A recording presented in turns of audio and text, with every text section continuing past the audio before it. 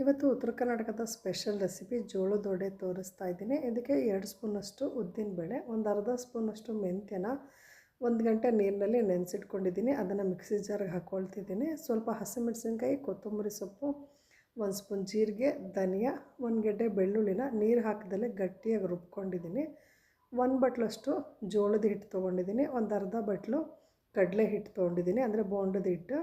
1 ಬಟ್ಲಷ್ಟು ಗೋಧಿ ಹಿಟ್ಟು ತೊಗೊಂಡಿದ್ದೀನಿ.